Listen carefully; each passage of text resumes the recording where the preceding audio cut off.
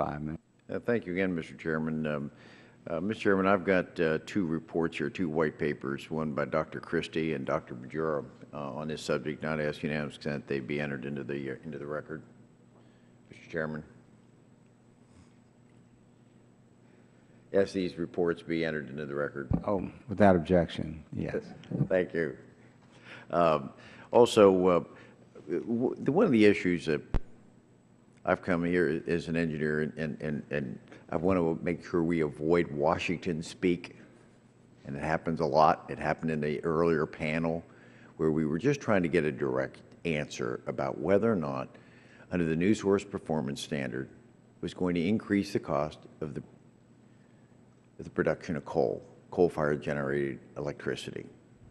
And she wouldn't give us the answer.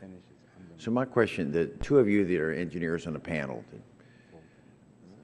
would you say that if the new source performance standard goes into effect, will it cost more for those power plants that use coal? Will Yes, the cost definitely of the cost of electricity increase? Yes. Thank you. And you? Absolutely. Why can't people just say that straight up? Why is Washington speak be so confusing? We just thank you for that. Let me, Mr. Vanderwalt, you had studying your body language on it in some of the testimony from Mr. Hawkins that you seemed like you might disagree with some of his comments. Would you like to expound a little bit on clarifying some of his statements?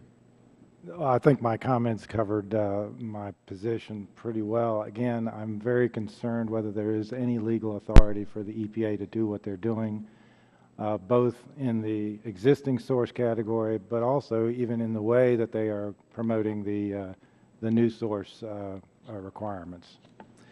Let me close in the time frame I have. I'm maybe open to the panel. If all of these regulations are imposed and we decarbonize America, who wins?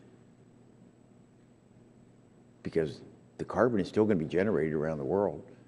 We know that Russia and China are going to continue. So who wins? Our workers are going to lose their jobs.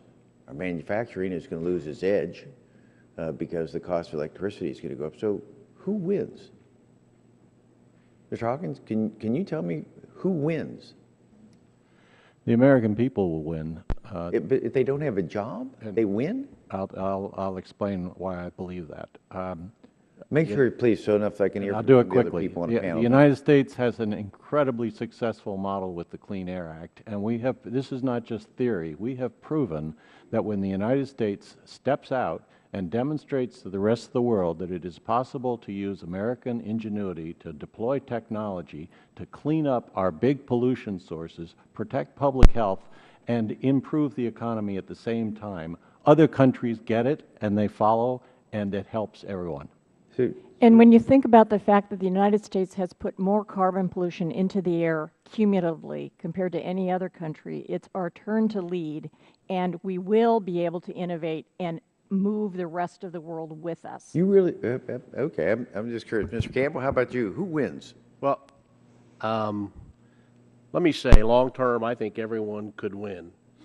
But let's just look at the Clean Air Act. We say, and I understand a lot of people say, boy, if you just do this, the technology will come. Build it and they will come.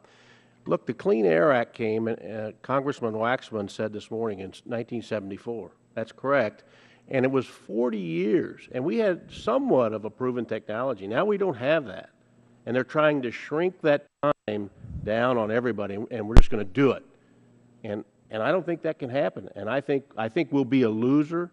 I think we have to keep the economy of the United States strong, so we can find these technologies, so we can help the world. If you look at nitrous oxide and sulfur dioxide and particulate matter cleanup that we did, China's not building a lot of those plants with that back-end equipment. I mean, I've been trying to sell a coal plant that I have right now overseas. Okay. None of them want the back-end equipment. Thank you, Mr. Campbell. Mr. Chichanowicz? Yeah, Am I close on that? Pretty my question, close. In part, is not only who wins, but also are you satisfied?